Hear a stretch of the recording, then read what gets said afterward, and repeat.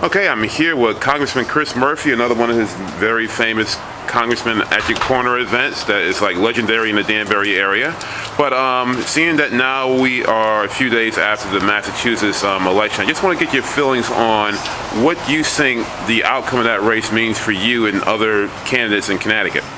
Well, it doesn't stop me from being incredibly committed to healthcare reform, and I just think that this economy and this nation is going to go under, going to go bankrupt if we don't do something about the spiraling cost of our healthcare system.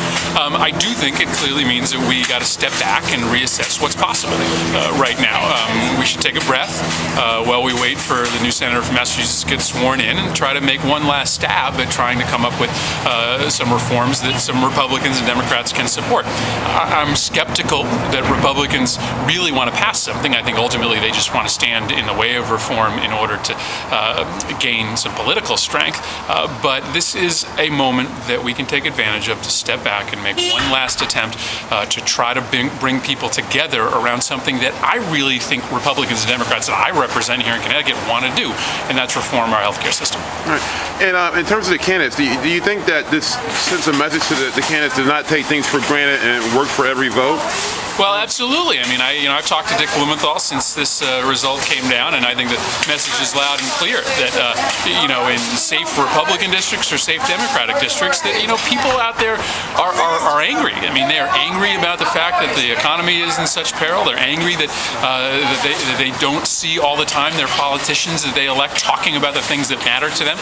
So I think Massachusetts is a real wake-up call that nobody's safe out there, and that, if you're elected to office, you got to be talking about jobs.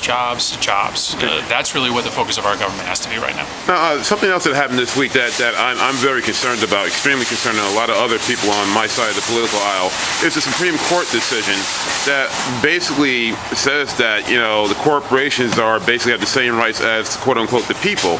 And they can be very involved in campaigns in terms of advertisements and things of that nature.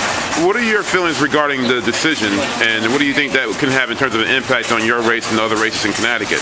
Well, I haven't sort of studied it enough to know what the impact will be on races. I just know that it has potentially disastrous implications for our democracy to allow for corporations to spend directly out of their treasury on politics. We have, I think, had a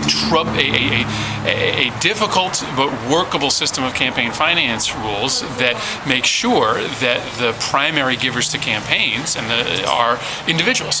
And to the extent that corporations give, they have to channel it through regulated political action committees. Now, I'm somebody that would like to see private giving totally eliminated from campaigns. I would rather see a public fund paying for campaigns so that we all know exactly where those campaign dollars come from.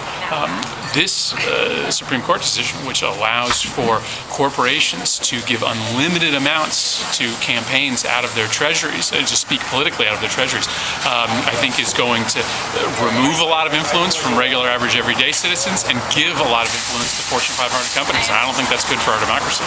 Well, look, thanks a lot for your time. I don't want to take too much time away from you. I know you got to talk to the constituents, and thanks a lot for everything you're doing for this area, and good luck on the campaign trail. Great, thanks, Al. Thanks.